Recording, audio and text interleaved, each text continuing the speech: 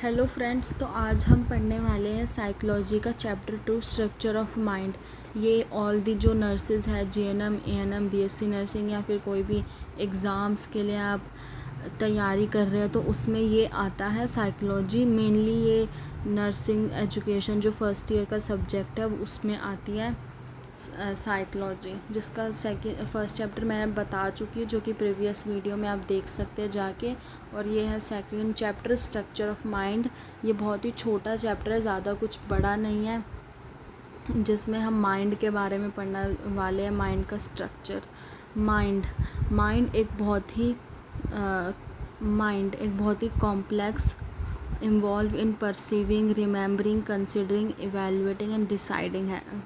Mind क्या है? Mind एक बहुत ही कॉम्प्लेक्स फंक्शन है जो कि हम चीज़ों को कैसे हम परसीव करते हैं, जो चीज़ें रिमेंबर रहती है हमारे माइंड में, कंसिडर करते हैं हम जिन चीज़ों को इवेलुएट करना, डिसाइड करना चीज़ों को, वो हमारे माइंड में आती है। तो इसमें जो हमें पढ़नी है वो चीज़ है कि Freudian psycho analytic theory of personality. जो फ्रूड है उसने कुछ साइको एनालिटिक थ्योरी दी थी पर्सनैलिटी के ऊपर, जिसके बारे में हम फर्दर पढ़ने वाले हैं। तो यहाँ पे आता है फ्रूड स्ट्रक्चर ऑफ माइंड। जो फ्रूड है जिसने माइंड के ऊपर कुछ स्ट्रक्चर्स दिए हैं वो ये है id, ego and superego, जिसके बारे में हम आगे पढ़ने वाले हैं। तो जो Freud structure of human mind है उसने id, ego and superego पे कुछ अपनी थ्योरीज़ बताई है, जिसमें यहाँ पे आप एक डायग्राम भी बना हुआ है जिसमें आप देख सकते हैं कि कॉन्शियस माइंड है, preconscious mind, unconscious mind, id, ego, super ego, किसका कितना लेवल है। वो उस हिसाब से अगर आप एग्ज़ाम में जो है ये डायग्राम भी बना सकते हैं, आपको बहुत हेल्प मिलेगी मार्क्स गेन करने के लिए। तो हम यहाँ पे आ जाते हैं कि फ्रूड के स्ट्रक्चर ऑफ ह्यूमन माइंड में उसने 3 पार्ट्स में डिवाइड कर रखा है, पहला, दूसरा, तीसरा, id, ego and superego. तो हम सबसे पहले इड के बारे में पढ़ने वाले हैं। इड क्या होता है? दी इड जो हमारे स्ट्रक्चर ऑफ माइंड में प्रेजेंट होता है। Id is the innermost structure and the original system of personality. Id हमारा सबसे इनर मोस्ट स्ट्रक्चर है माइंड का और एक ओरिजिनल सिस्टम है हमारी पर्सनैलिटी का। Id is most primitive and three structure. Id जो है मोस्ट प्रिमिटिव मतलब है सबसे पुराना। इड हमारे दिमाग में सबसे पुराना स्ट्रक्चर है। ये प्रेजेंट एट बर्थ, जब बेबी बॉर्न होता है तभी इड की डेवलपमेंट स्टार्ट हो जाती है। It is based on pleasure principal. ये प्लेजर करना, लोगों को प्लेजर करना उस पर डिपेंड करता है। It has no contact with reality. इसकी रियलिटी के साथ कोई कांटेक्ट नहीं होता, इसे रियलिटी के बारे में कुछ भी नहीं पता है। Id cannot tolerate tension and is concern with instant gratification of basic physical needs. जो इड है वो टेंशन को टॉलरेट नहीं कर सकता। कोई भी बच्चा है जो बॉर्न हुआ है वो कैसे किसी भी टेंशन को टॉलरेट करेगा, कैसे उससे कोप अप करेगा? It can not tolerate tension. Basic जो फिज़िकल नीड्स है, जो अर्ज है चीज़ों को पाने का अर्ज, कि भाई हमें तो ये चीज़ चाहिए, मतलब चाहिए, चाहे कुछ भी हो, बिना लोगों के बारे में, समाज के बारे में सोचे, इड उस पर डिपेंड करता है। It focus on I want and I need. इसको सिर्फ ये है कि मुझे चाहिए तो चाहिए। फॉर एग्ज़ाम्पल, एक नियोनेट, कोई नियोनेट है जो जस्ट बॉर्न हुआ है, कुछ ही दिन हुए हैं, वो हंग्री है, starts crying until his needs are not met. वो रोने लग जाता है। बच्चे आपने देखे होंगे कि वो रो रहे हैं, उनको भूख लगी है, तो वो बच्चे ये नहीं सोचेंगे कि लोग मेरे बारे में क्या सोचेंगे, मैं कहाँ बैठी हूँ, कहाँ रो रही हूँ। वो स्टार्ट कर देंगे क्राइंग जब तक उन्हें वो चीज़ नहीं मिल जाती जो उन्हें चाहिए। He stop crying when he get the feed. वो बच्चा जो है वो रोना चुप कर जाएगा, वो नहीं रोएगा जब उसे उसकी जो चीज़ वो चाहिए वो मिल जाएगी। It does not care that it is rude to take something at unusual time और प्लेस। जो बच्चा है वो नहीं सोचेगा कि ये रूड हो जाएगा या फिर लोग मेरे बारे में क्या सोचेंगे, कि ये कोई जगह है ये सब चीज़ें बोलने की या ये सब चीज़ें मांगने की। It would care only to get feed. बच्चे को सिर्फ अपनी चीज़ से मतलब है, अपने फीड होने से मतलब है, अपने मिल्क से मतलब है जो बच्चे को चाहिए। जो इड है वो मेनली बर्थ पे प्रेजेंट होता है और ये सबसे पुराना है और ये इसकी रियलिटी के साथ कोई कांटेक्ट नहीं होता है। It is innermost structure and original system of personality. ये टेंशन को टॉलरेट नहीं कर सकता है। फिर हम सेकंड बात करते हैं superego. Super ego mind का अगेन एक सेकंड है जो माइंड के अंदर प्रेजेंट होता है। The superego is concern with social rule and moral. जो सुपर ईगो है इसके अंदर सोशल रूल, सोसाइटी के रूल्स एंड मॉरल वैल्यूज़ वो सब प्रेजेंट होता है। It is based on principle of morality, moral values. It develop child what their cultural consider right और wrong between the age of 3 and 6 years. जो child होता है उसके दिमाग में ये सिर्फ उतना ही बताता है जो बच्चे ने सीखा होता है अपने आसपास के एनवायरनमेंट में। क्या बच्चा अपने माँ बाप से सीखता है, अपने दोस्तों से सीखता है, अपने टीचर्स से सीखता है कि क्या चीज़ सही है क्या चीज़ गलत है। क्योंकि बच्चे को तो नहीं पता क्या सही है क्या गलत है, उसे बस यही पता है कि हाँ मुझे ये सिखाया गया है, जो उसे सिखाया गया होगा वही बच्चा करेगा। और ये जो सुपर ईगो है ये between the age of 3 and 6 years के बीच में ही प्रेजेंट होता है। It consist of moral values and ideals. जो बच्चे के मॉरल वैल्यूज़ एंड आइडियल्स जो 3 साल के बच्चे से लेकर 6 साल के बच्चे तक के बीच में होते हैं, मॉरल वैल्यूज़ उन सब पे डिपेंड करता है superego. It has 2 major components, the ego ideal and conscience. जो सुपर ईगो है उसके 2 कंपोनेंट्स हैं, एक ईगो आइडियल और एक कॉन्साइंस। ठीक है, यहाँ पे जगह नहीं है, यहाँ पे कर देते हैं। यहाँ पे ये लिखा ego ideal and conscience. Ego मैं पेन चेंज कर, ओके ये डिलीट हो गया कोई बात नहीं। The ego ideal and the conscience. Ego ideal is internalized part of one value system. Ego ideal वो है जो वैल्यू करता है, जो बच्चों 3 से 6 उम्र के बच्चों में जो चीज़ हम वैल्यूएबल डालते हैं, रिस्पेक्ट, दूसरों की रिस्पेक्ट करना या कोई भी मैनर्स हम बच्चों को सिखाते हैं, वो ईगो आइडियल होता है। When child is continuously rewarded for good behaviour it lead to enhancement of self esteem and become ego ideal. और जब हम बच्चे को हम बार बार हम अप्रिशिएट करेंगे, वो कोई भी अच्छा काम करते हैं कुछ भी वो करते हैं, हम बच्चों को अप्रिशिएट करेंगे, उन्हें गुड बोलेंगे या फिर good boy, good girl, good behaviour, या फिर हमें उन्हें कोई रिवॉर्ड देंगे, टॉफ़ीज़ या चॉकलेट्स देंगे, तो उन्हें भी उनकी जो सेल्फ़ एस्टीम है, जो सेल्फ़ रिस्पेक्ट है वो गेन होगी, उन्हें एबिलिटी होगी, उनकी इन्हेंसमेंट होगी, जो कि उनका ईगो आइडियल बन जाएगा। फॉर एग्ज़ाम्पल, एक 5 साल का बच्चा है जो कि हंग्री है, would not cry for food when he is hungry. 5 साल का बच्चा नहीं रोएगा कि जब वो हंग्री होएगा, because he knows it would be rude. मतलब कि उसे बच्चे को इतना पता चल चुका है 3 से 6 की उम्र में कि ये रूड हो सकता है, ये लोग मेरे बारे में क्या सोचेंगे, या फिर ये अच्छा नहीं होगा अगर मैं यहाँ पे रोने लग जाऊँ कि मुझे भूख लगी है भूख लगी है। वो बच्चा, इफ़ बोथ, अगर id and your super ego are involve, अगर जो हमने पहले पढ़ा था the id and now this is the super ego, involve हो जाते हैं, id is strong enough to override concern super ego, child would still take the food.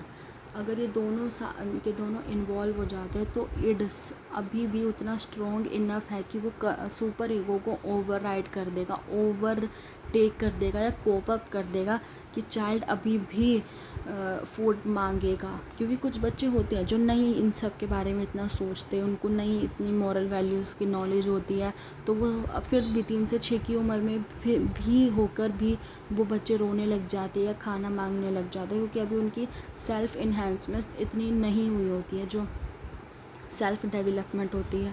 But afterward he would most likely to feel guilt and shame over his actions. मतलब कि भले ही बच्चा जो है वो रो ले या कुछ भी कर ले, पर उस बच्चे को जो है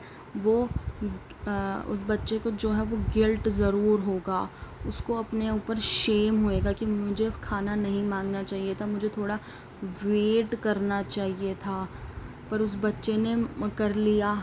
अगर बच्चे फिर भी खाना मांग लेता है, रो लेता है, लेकिन बाद में उन्हें गिल्ट ज़रूर होता है, शेम भी आती है। तो ये है सुपर ईगो जो 3 से 6 की उम्र में होता है बच्चों को, और ये moral values, social rules and morals पे डिपेंड करता है। फिर हम आ जाते हैं आगे ईगो पे। Ego is the rational rational pragmatic part of our personality, it is based on reality. जो ईगो है वो one of the most part है जो कि रियलिटी पे बेस्ड होता है।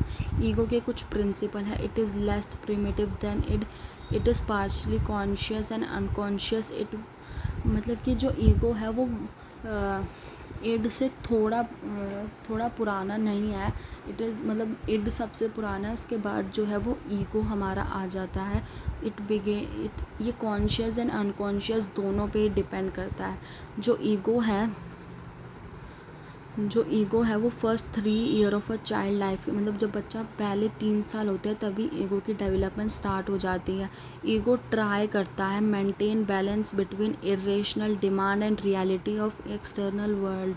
मतलब कि ईगो मेंटेन करना स्टार्ट कर देता है कि रियलिटी ऑफ एक्सटर्नल वर्ल्ड, कि भाई लोग बैठे हैं और हमें अपनी डिमांड को बैलेंस करना है। हमें अपनी जो डिमांड जो हमें चाहिए वो हम थोड़ी देर बाद ले सकते हैं, किसी को बोल सकते हैं, रादर देन क्राइंग और एक्शन करना या इरिटेट हो जाना, लोगों को परेशान करना।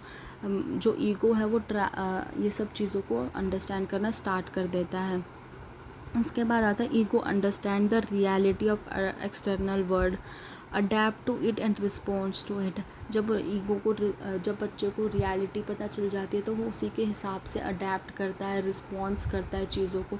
वो अननेसेसरी कुछ भी नहीं करता है, वो धीरे धीरे एक्सटर्नल वर्ल्ड में घुसना, अडेप्ट करना स्टार्ट कर देता है।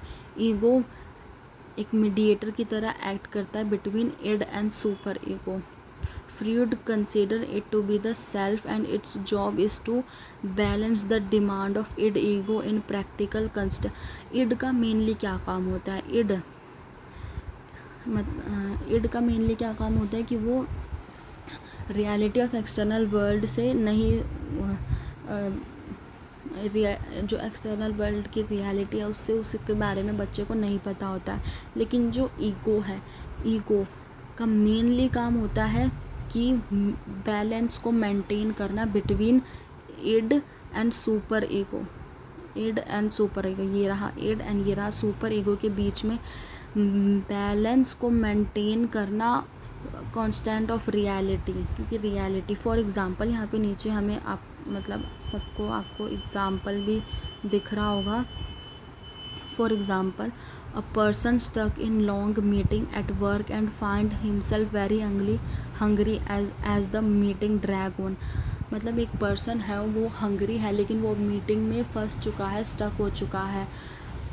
while the id, जो id है हमारा, वो कंपेल करेगा, पर्सन को इनकरेज करेगा him to jump up and from his seat and rush the canteen for snack, and ego guide him to sit quietly and wait for the meeting to end। जो id है जो mainly बच्चों में होता है वो उस पर्सन को इनकरेज करेगा कि तुम जल्दी से यहाँ से मीटिंग से उठ जाओ, उछल जाओ, कैंटीन की तरफ जाओ, खाना पीना खाओ। पर जो ईगो है यहाँ पे, ईगो गाइड करेगा कि तुम चुपचाप आराम से बैठो, कंट्रोल करो अपनी हंगर को, थोड़ा टाइम और है, उसके बाद आराम से कैंटीन जाके खा लेना। Instead of acting upon the primal urge of id, he spent the rest of meeting imagining himself eating a cheeseburger. Once the meeting is finally over, he can seek out the cheeseburger and satisfy the demand of id in realistic and approaching manner। Simple सी भाषा में कि या वो चाहता तो कर सकता था। जो इड ने उसे कहा कि तुम भाग जाओ, कैंटीन की तरफ चले जाओ, जो भी है तुम्हें बस खाना चाहिए, जो उसकी अर्ज है उसको फुलफ़िल करो। पर वो क्या करता है, ही स्पेंड करता है अपना टाइम, पूरे मीटिंग में वो इमेजिन करता है कि वो एक चीज़ बर्गर खा रहा है। और जैसे ही मीटिंग एंड हो जाती है वो क्वाइटली साइलेंटली जाता है कैंटीन में चीज़ बर्गर खाता है और अपनी जो डिमांड है उसको सेटिस्फाई करता है, अपनी रियलिस्टिक वर्ल्ड में अडेप्ट हो जाता है वो person. Freud believe that id ego super ego are constant conflict, कि ये जो इड ईगो सुपर ईगो है वो फ्लूड की तरफ से these are the conflict. Adult personality and behaviour are rooted in result of this internal struggle throughout childhood. कोई भी अडल्ट पर्सन है, सब ने ये अपने बचपन में, अपने चाइल्डहुड में इन सब चीज़ों के ऊपर स्ट्रगल ज़रूर किया होगा ही believe that a person who has strong ego has a healthy personality. अगर कोई पर्सन के पास स्ट्रॉन्ग ईगो है, वो बहुत ही ईगो रियलिस्टिक है, मतलब उसकी जो पर्सनैलिटी है वो बहुत ही हेल्दी है। Imbalance in system can lead to neurosis is present of anxiety and unhealthy behaviour. अगर इनमें से किसी भी सिस्टम जो है वो इम्बैलेंस हो जाता है, वो न्यूरोसिस लीड करता है कि या तो पर्सन एंजाइटी में है या अनहेल्दी बिहेवियर है या तो कोई डिसऑर्डर है। तो ये थी फ्रूड की 3 id, ego and superego की 3 जो थ्योरीज बताई थी। Freud psychoanalytic theories of personality, id, ego, super ego, जो मैंने ओवरऑल आपको बता दिया बहुत ही अच्छे तरीके से कि इड क्या होता है, सुपर क्या होगा। अगर आपको नहीं समझ में आया तो आप दोबारा भी देख सकते हैं पुराना जाके। और यहाँ पे ये जो डायग्राम है, ये डायग्राम भी आप ज़रूर बनाइए, बनाकर ज़रूर आएगा। अगर यहाँ पे फ्रूड की स्ट्रक्चर ऑफ ह्यूमन माइंड की थ्योरीज आ जाती है तो आपको ये 3 थ्योरीज देनी है। ये मोस्ट इम्पॉर्टेंट क्वेश्चन है, ये बहुत बार आता है हमारे नर्सिंग के एग्ज़ाम्स में भी। उसके बाद जो फ्रूड की थ्योरीज है उसके बाद आता है topography of mind. Topography of mind जिसमें जो फ्रूड ने 3 इसको डिवाइड फर्दर किया है, conscious, pre conscious and unconscious, जिसमें हम सबसे पहले कॉन्शियस के बारे में पढ़ेंगे। जो कॉन्शियस माइंड होता है, आपने कॉन्शियस वर्ड तो सुना होगा कि मेरे कॉन्शियस माइंड में ये चल रही थी चीज़ें या जो भी था। It include memories, impulses and ideas. जो हमारी मेमोरीज़ है, आइडियाज़ है, वो सारे हमारे कॉन्शियस माइंड में स्टोर हो जाते हैं। Which are individual is aware, जिसके बारे में जो पर्टिकुलर पर्सन है उसको पता होता है उस चीज़ के बारे में जो उसने अभी अभी याद करी है। It is smallest of 3 categories. जो सारी जितनी भी कैटेगरीज हैं उनमें ये सबसे स्मॉलर होता है, which is conscious. The event, memories and ideas are impulses that are easily retrievable are usually under conscious mind। जो भी इवेंट होता है, कोई भी आइडियाज़ होते हैं, वो सब हमारी जो हमें आसानी से याद हो जाती है, जैसे कि पर्सन का बर्थडे हो गया, कुछ भी हो गया, जो हमारे कॉन्शियस माइंड में होती है, जो हमें बहुत जल्दी याद हो जाती है, जो हम नहीं भूलते हैं आसानी से, वो हमारे कॉन्शियस माइंड में प्रेजेंट होती है। द कॉन्शियस माइंड जो है वो under the control of ego, ego के कंट्रोल में होता है conscious mind. For example when you ask somebody regarding his birthday, मतलब वही जो अभी मैंने 1 मिनट पहले बताया कि अगर कोई आपसे आपके बर्थडे के बारे में पूछता है तो आप कैसे इंस्टेंट आंसर देते हो, एकदम स्पॉन्टेनियस आंसर देते हो,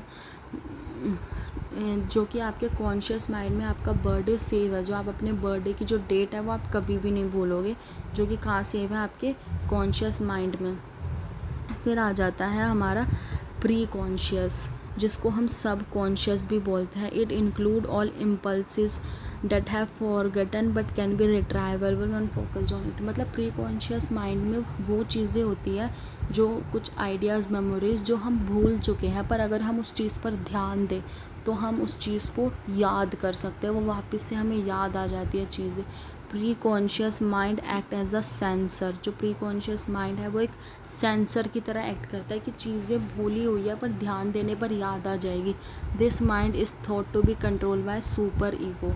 जो प्री कॉन्शियस है वो सुपर ईगो के कंट्रोल में होता है, also known as subconscious, जो मैंने पहले बताया सब कॉन्शियस, यहाँ पे भी लिखा हुआ है, यहाँ पे भी है। तो सब कॉन्शियस को ही हम प्री कॉन्शियस बोलते हैं, और ये चीज़ें जो भूल चुके हैं पर याद आ जाती है। Same goes with unconscious. Unconscious क्या होता है? It is largest of 3 categories. जो अभी मैंने पढ़ाया, pre conscious, unconscious, conscious mind, उन सब में सबसे लार्जेस्ट होता है अनकॉन्शियस। इट इंक्लूड जितने भी मेमोरीज़ है, आइडियाज़ है, that are unaware about it. मतलब कि पर्सन जो है, जो उसके साथ बीता, जो पास्ट में उसके साथ चीज़ें हुई, वो सब पर्सन जो है भूल चुका है, पर ये सब वापस जो पर्सन ऑलमोस्ट भूल चुका है।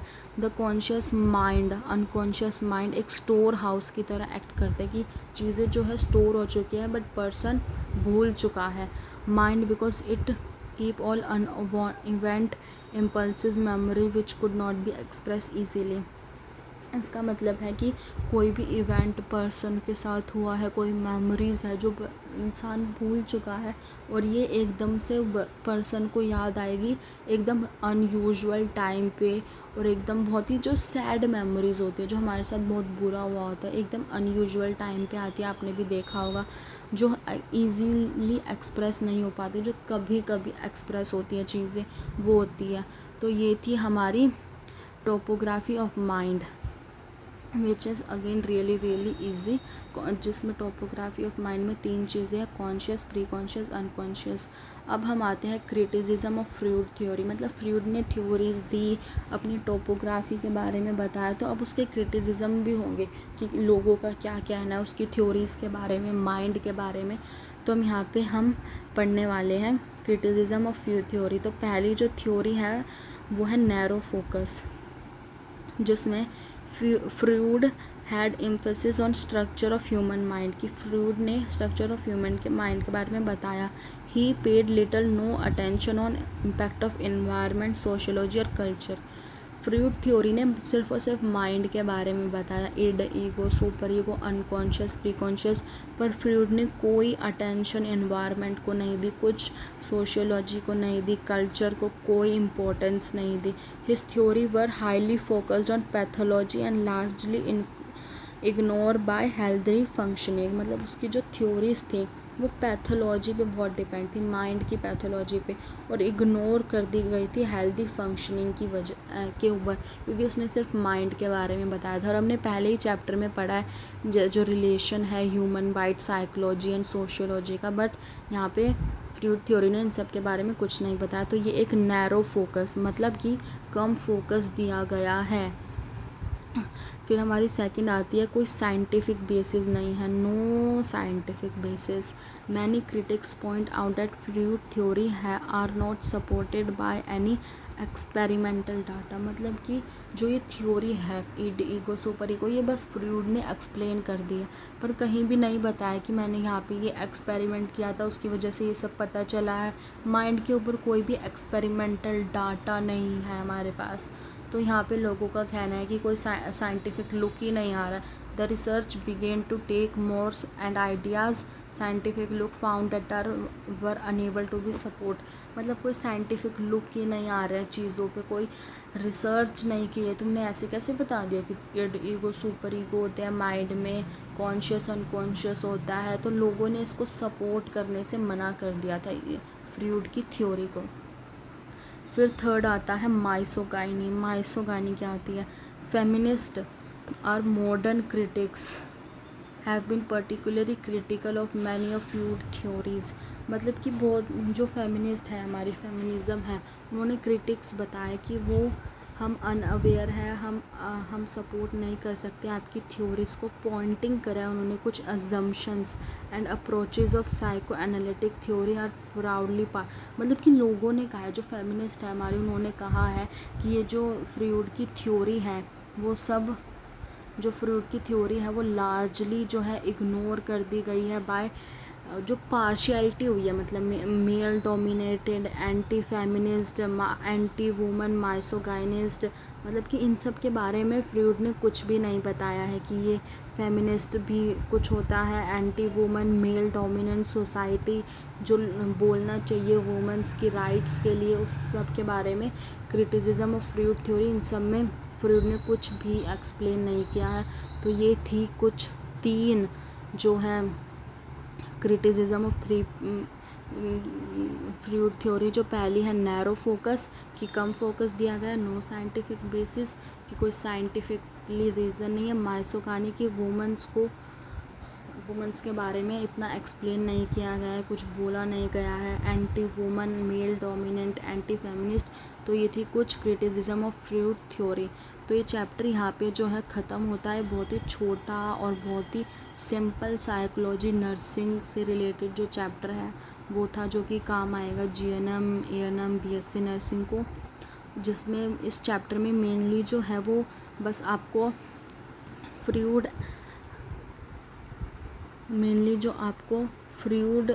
इस चैप्टर में मेनली जो आपको पढ़ना है वो Freud analytic theory, structure of the mind, Freud psycho analytic theory of personality, जिसमें जिसमें फ्रूड की जो साइको एनालिटिक थ्योरी है, जिसमें इड ईगो सुपर ईगो है, ये क्वेश्चन मोस्ट इम्पॉर्टेंट है। क्वेश्चन आ सकता है कि फ्रूड की psycho analytic theory of personality बताओ, जिसमें आपको जो डायग्राम यहाँ पे दे रखा है ये भी आपको बनाना है। इड ईगो सुपर ईगो मैंने आपको एक्सप्लेन कर दिया, आप स्क्रीनशॉट भी ले सकते हैं लेना चाहे तो। टोपोग्राफी ऑफ द माइंड कि फ्रूड की ये पूरा चैप्टर इंपॉर्टेंट है, छोटा चैप्टर है, आसान चैप्टर है, बहुत इजीली आपको लर्न हो जाएगा।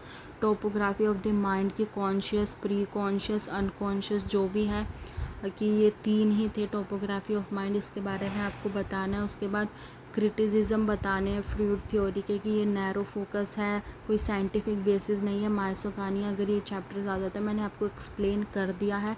अगर आपको कहीं भी कुछ भी समझ नहीं आया है तो आप प्लीज़ पुराने देख सकते हैं, बैक करके देख सकते हैं चीज़ों को, बहुत ही इजी है। और इसमें आपको एक बार माइंड की डेफिनेशन जो यहाँ पे दे रखी है वो उसके बारे में भी पढ़ लेना है कि माइंड एक कॉम्प्लेक्स है of all faculties involving in perceiving, remembering, considering, evaluate करते हैं, डिसाइड करते हैं चीज़ों को। यहाँ पे माइंड की स्ट्रक्चर ऑफ माइंड के बारे में जो फ्रूड ने बताया वो सब यहाँ पे दे रखा है, जो कि 3 ही पेज का चैप्टर है, बहुत ही छोटा।